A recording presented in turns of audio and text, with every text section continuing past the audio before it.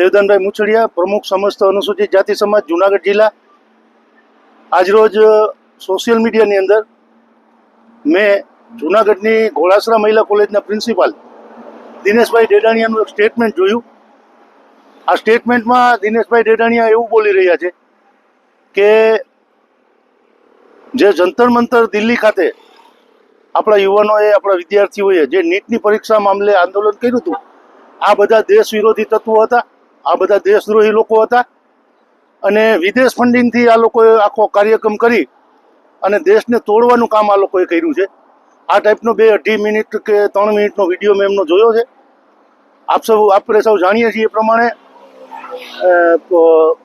વિદેશ મંત્રાલયે એવું પુષ્ટિ કરી છે કે આ કોઈ વિદેશ ફંડિંગથી હાલતો કાર્યક્રમ નથી, પણ આ ખરેખર આપણા દેશના જ વિદ્યાર્થીઓ છે અને એ નીટના મુદ્દે લડત કરી રહ્યા છે।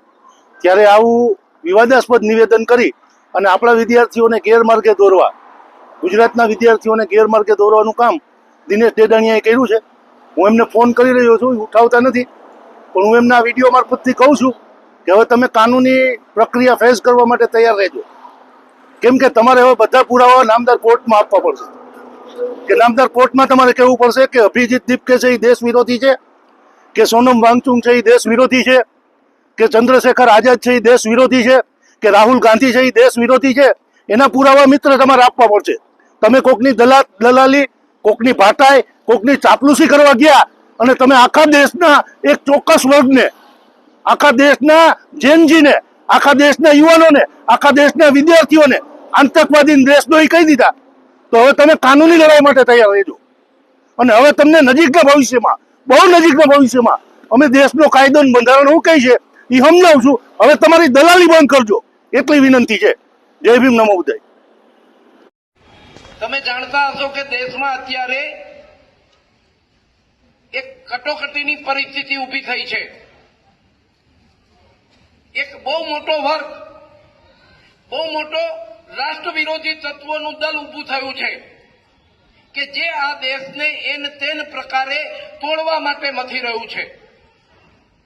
દેશ વિરોધી લોકો છે, જુદા જુદા નામથી, કોકરોચ પાર્ટી, ખાગીડા પાર્ટી, આવી બધી પાર્ટીઓના નામથી વિદેશી ફંડિંગના આધારે આ દેશને નબળો પાડવા માટે પ્રયત્ન કરી રહ્યો છે। જંતર મંતર દિલ્હી ખાતે બહુ મોટું આંદોલન ચાલી રહ્યું છે, ખાસ કરીને યુવાનોને હાથો બનાવીને વિદેશી તાકાતો એના માટે ફંડિંગ આપે છે।